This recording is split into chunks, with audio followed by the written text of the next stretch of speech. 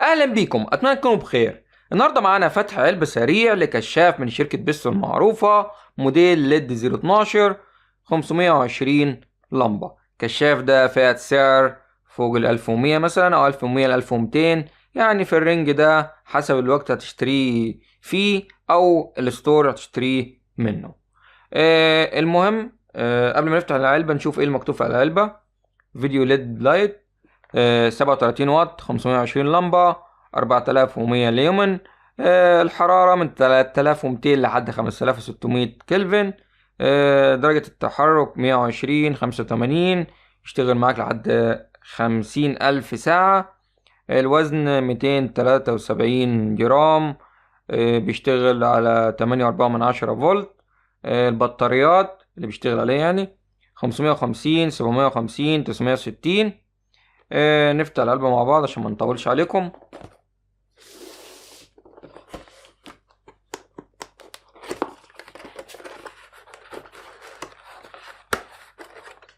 طبعا هو متوفر طبعا من خلال الستور.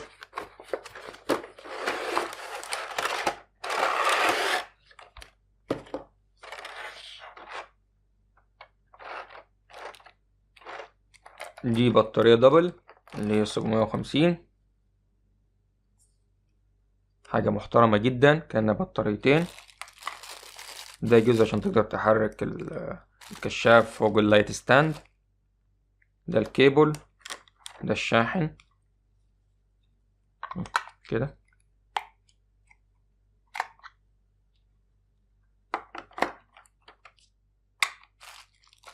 ده الكشاف.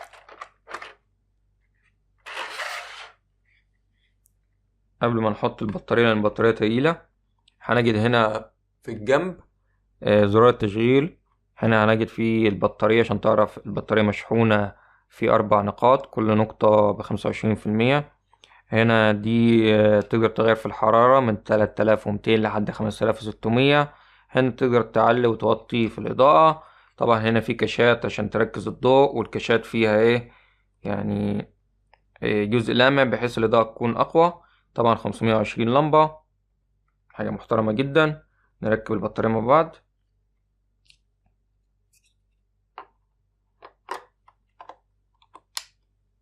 كده. ركبت، شغل، اشتغل. مشحون مثلا هنا 3 لمبات منورين، يعني هو مشحون 75%. هنا نعلي نوطي، إضاءة قوية جدا جدا جدا. هنا الحرارة، لا ثانية احنا لخبطنا. انا يعني مفهمش فيه للدرجة، بس هو فيه مؤشرين كده.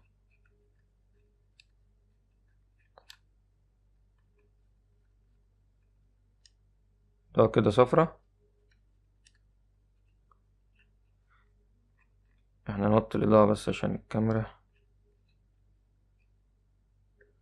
يعني هو استخدامه بسيط جدا، والكاشات وإضاءته قوية جدا. يعني أنا أعتقد لو عليت الإضاءة على الآخر، الكاميرا اللي هو قوي بزيادة زيادة جدا. نوطي كده، نوطي من الناحية التانية.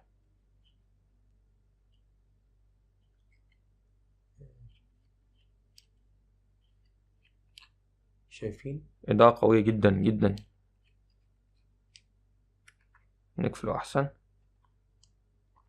طبعا ال4 كاشات دول عشان الضوء يكون متجمع، ما يكونش متشتت. هنجد هنا في البطارية، الزرار بتاعها عشان تطلع البطارية. طلع بمنتهى السهولة، طبعا دبل، حلوة جدا. الكشاف ده طبعا متوفر من خلال الستور. هنا الجزء ده تركب فيه القطعة دي، او لو حابب تركب في اللايت ستاند على طول هيركب برضه. ده كشاف ممتاز جدا في الفئات السعرية. المهم ده فيديو سريع كده، فتح علبة سريع للكشاف دي. اتمنى الفيديو يكون عجبكم، ولو حد عنده سؤال اتفضل في التعليقات، وانتظرونا في الفيديوهات القادمة. سلام.